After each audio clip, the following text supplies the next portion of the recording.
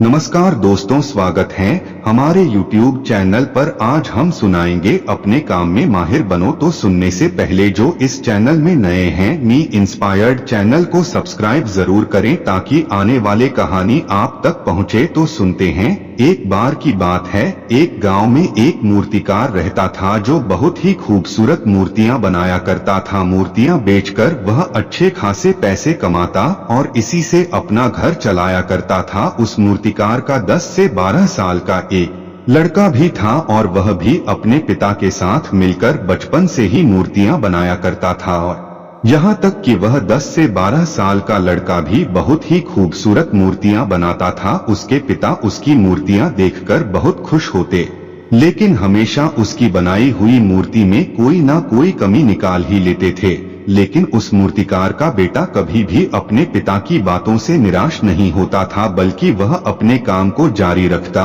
और अपने पिता की बात को मानते हुए अगली बार वह उस गलती पर अच्छे से ध्यान देता। अब धीरे धीरे उस बच्चे की मूर्तियां उसके पिता की मूर्तियों से भी ज्यादा अच्छी बनने लगी थी। फिर कुछ समय गुजरने के बाद लोगों ने उसकी बनाई मूर्तियों को ज्यादा दाम में खरीदना शुरू कर दिया और उसके पिता की बनाई मूर्तियों को लोग पहले के ही दाम में खरीदते थे।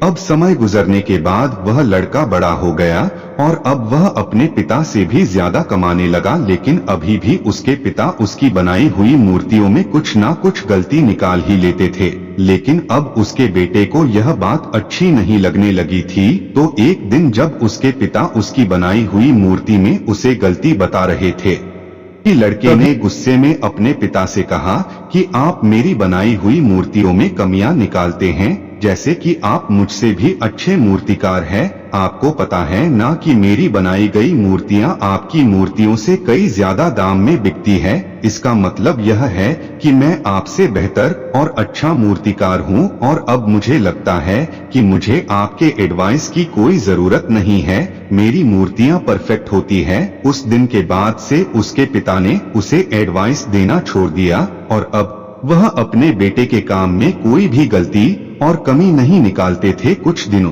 तक लड़का अपनी मूर्तियां खुशी से बनाता रहा, लेकिन फिर कुछ समय बीतने के बाद उसे कि लोग अब उसके काम की इतनी तारीफ नहीं कर रहे हैं जितनी पहले करते थे और इसी वजह से उसकी मूर्तियों की कीमत भी गिरने लगी थी। लड़के को इस बात की वजह समझ नहीं आई। उसे अपनी बनाई गई मूर्तियों में कोई भी कमी नजर नहीं आ रही थी जिसे सुधार कर वह फिर से अपनी मूर्तियों के दाम को उठा सके। वह इस बात से बहुत परेशान हो गया और एक दिन वह अपने पिता के पास गया और उन्हें अपनी प्रॉब्लम बताने लगा।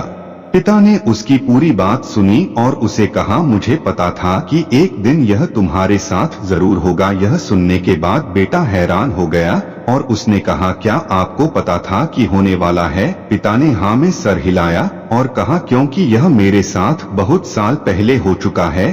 तभी लड़के ने कहा, फिर आपने मुझे यह चीज क्यों नहीं बताई? पिता ने कहा, क्योंकि उस समय तुम समझना नहीं चाहते थे। मुझे पता है कि मैं तुम्हारी जितनी खूबसूरत मूर्ति नहीं बना सकता हूँ, इसीलिए मैं हमेशा यह कोशिश करता था कि मैं एक टीचर की तरह तुम्हारी बनाई गई मूर्तियों में कमी निकालूं, क्योंकि जो काम हम खुद करते हैं उस काम में हम कभी भी कोई गलती नहीं निकाल सकते हैं, क्योंकि हम सब अपने काम को पसंद करते हैं और सबसे अच्छा समझते हैं।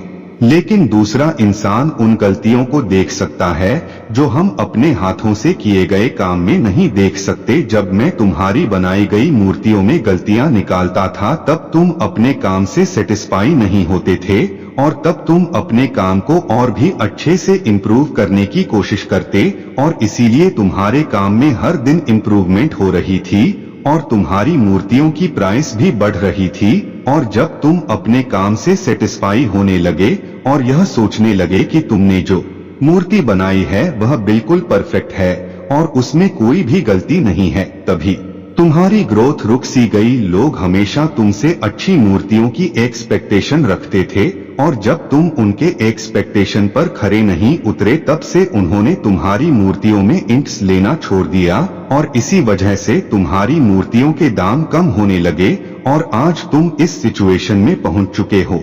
बेटे ने अपने पिता को अच्छे से सुना और थोड़ी देर के लिए शांत हो गया। फिर उसने कहा पिताजी अब मुझे क्या करना चाहिए। पिता ने कहा बेटा डिससेटिस्फाई होना सीखो और यही एक चीज तुम्हें इंस्पायर करेंगी हमेशा अपने काम को बेहतर बनाने के लिए, हमेशा अपने काम में इम्प्रूवमेंट लाने के लिए। अगर हम हमारी लाइफ में देखें तो हमें पता चलेगा कि जब हमें या हमारे काम को कोई क्रिटिसाइज करता है तो हम उसे गलत समझते हैं, लेकिन अगर हम इसे अच्छे से समझे तो हमें पता चलेगा कि जब कोई हमें क्रिटिसाइज करता है तो हमारे लिए गलत नहीं बल्कि वह हमारे लिए अपॉर्चुनिटी होती है।